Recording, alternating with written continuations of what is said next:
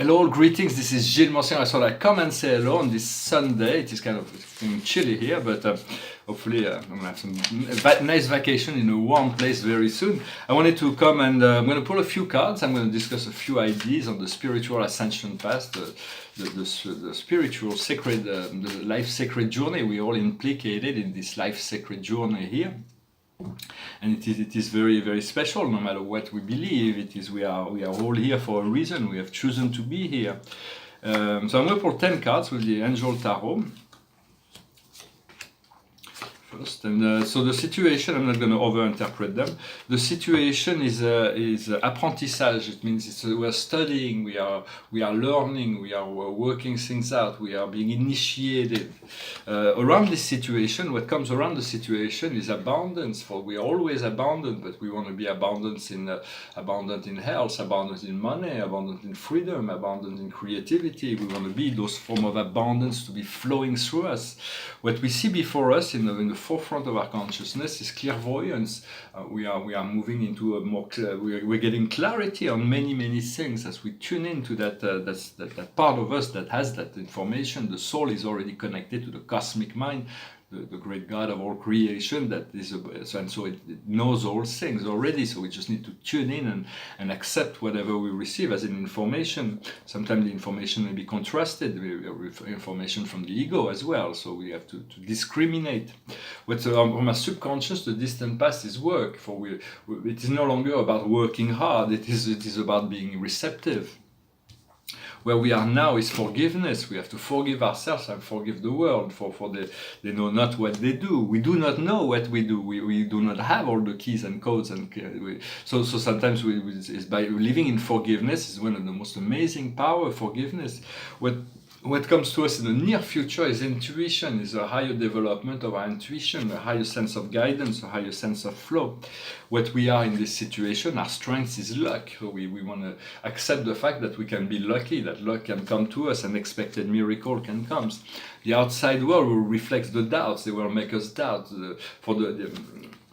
Anything that's not totally positive will be reflected by the outside world as a form of doubt, but as we tune into the positive sphere, the invisible world will reflect us all this positive energy, and then we will realize it is a cheminement, it is an ascension, it is an access. What we see in our hopes and fear, in our emotion, is patience. For we want to move out of patience eventually, we want to move into action, we move into the stillness of now, where all things are already happening and to tune into that timeline where everything already is. And the outcome is trust. It's about trusting, trust your soul, trust your heart, trust your flow, trust yourself, trust others, trust the world, trust life, trust God, trusting all. The more we trust, the more we give out trust, the more trust will come to us. Just a general direction in relations, you may interpret the cards differently. I would say that the 21st century is going to be very difficult for humanity. For those who are working in the ascension process, we're moving into the state of grace and surrendering and this blissful state. So it is not so much, we won't be as much affected by that. But the 21st century is like everyone will have to face the music and the creation. Everybody will have to face their creation, the wars, the famines, the pollution, the environmental destruction, the deforestation, all the animals that are being destroyed, all of that, the illness, which is most of it comes from the crimes of the pharmaceutical, all of that will have the 21st century is going to expurge all that. So humanity will have to face the music in relationship to that. For we are the solution, before we seek out a solution externally, we have to see how it feels inside. The solution has to be found inside before we can move outside and apply that solution. Understanding that the dark souls that are mainly responsible for all the miseries of humanity, for we are the creator of our life. It's just on a collective level, humanity has been submissive to a program. And so those dark souls are not, they absolutely have no clue of the higher planes. They have no clue about God, about the divine plan. They're just so fully serving their selfish interest.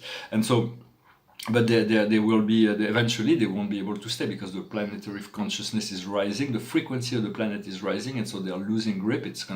Those kind of dark matrix power will be like snow in the sun. They will melt and disappear forever.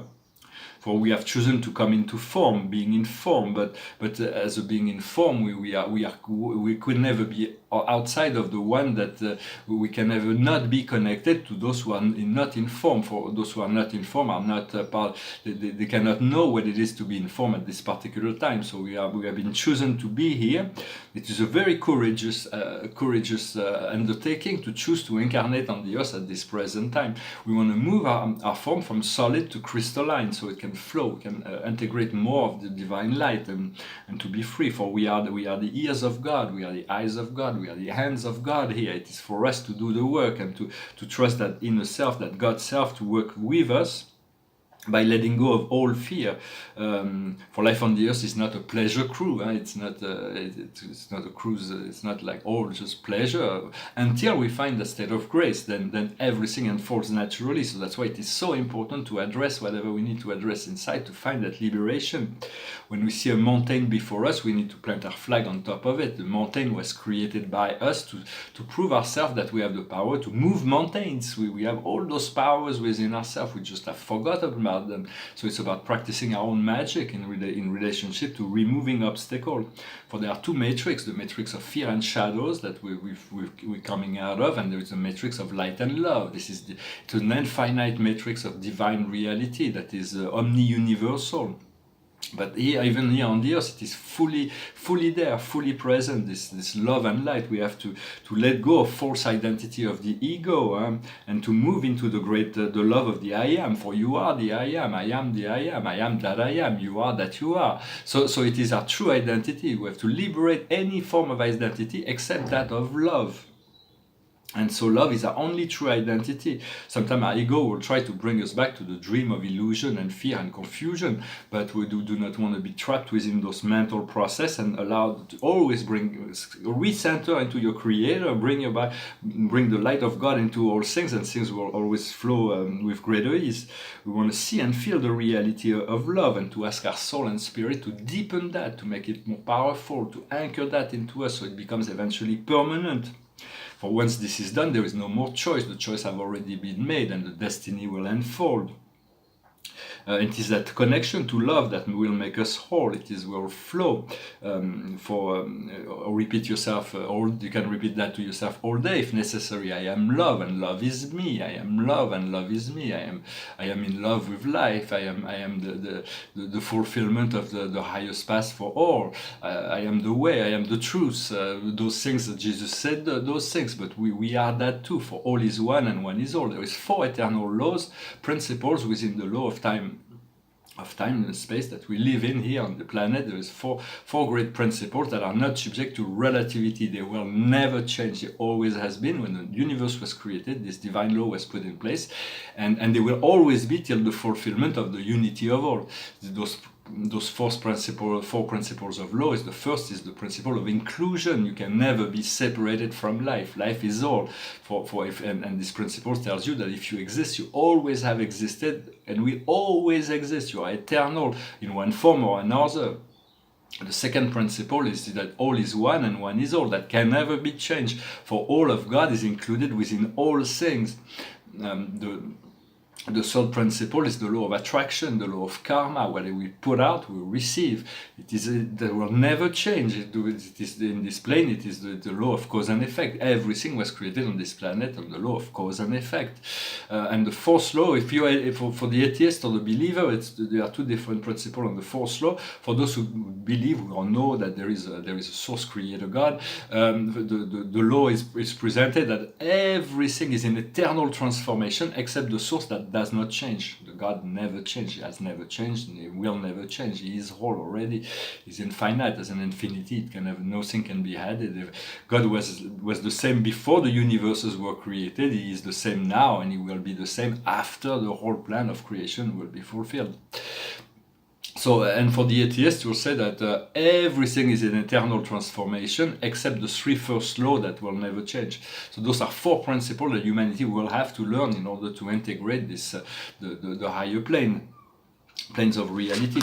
For everything is a hologram. The universe is a hologram. We want to be connected and conscious of the hologram. It's centered on the heart and the higher mind.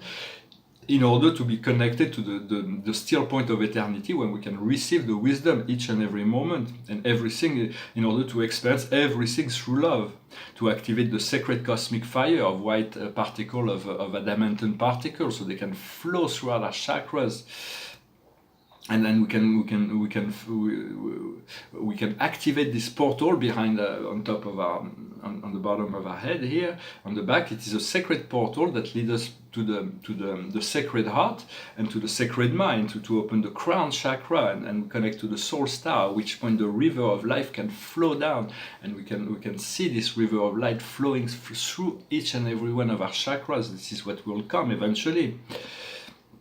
Well, I hope this message was interesting for you. I also would say the crystals, and also the crystals, the beautiful little beings, and they used to be very active in the time of Atlantis. Everything that was happening, they were very, very active in participating. All the technologies were based on crystal, and we'll return to that.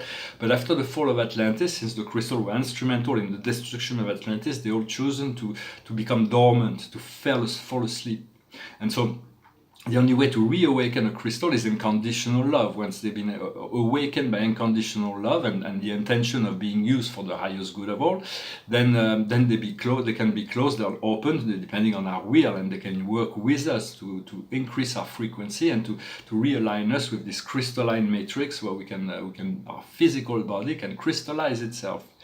And so I'm going to pull one more card. It's the Eight of Raphael. Well, I said two cards because this one escaped. The best is waiting for you. Do what you know is good for you. A spiritual quest. So she has to cross the bridge. And the other card is the Empress. This is the Archangel Gabriel, and she said, "It is time to manifest your project. Your creativity is being rewarded. Luxury and abundance." So everything is there. I know there is a great deal of abundance that is coming. Also wanted to say that, as a final word, to say that there is this great conspiracy in the universe, that whenever we are, whatever we express, the universe is conspiring to bring it to us. So we want to be careful, because it can bring, the universe will not differentiate. It is so open, so loving, so free, that even if we ask for something negative and consciously, it will try to bring it to us. So we want to liberate all the negative programmation in order to focus exclusively on the more and more on the dream, on the possibility of manifesting those things we really want, rather than feeling the confusion or the lack or any kind. So it is important to work, and then when we work from the highest, you always ask for your highest good and the highest good of all, then the whole universe conspires to bring it to you. And so we have to pay attention to synchronicity. I finish with a song. It's a French song. Somebody that says, "I will not have the time." For sometimes there is moments where I feel that I've expressed so many dreams. I have through my spiritual progression. I have expressed so many things, so many experiences that I seek to have. I don't know if I'll have time to manifest them all in this incarnation. But the good news is that if we don't have time to fulfill all of our dreams and desire within one lifetime, we can always come back. If our intentions are good, we'll come back. If we work for the light, then we'll be able to come back on the planet after the ascension process to manifest those dreams. Yet I hope that everything will be fulfilled within this one lifetime, so that we can move on to the next something else in our next incarnation. It's a song qui says, "Je n'aurai pas le temps. Je n'aurai pas le temps, pas le temps, même en courant. Plus vite que le vent, plus vite que le temps, même en volant, je n'aurai pas le temps, pas le temps de visiter toute l'immensité d'un si grand univers, même en 100 ans, je n'aurai pas le temps de tout faire.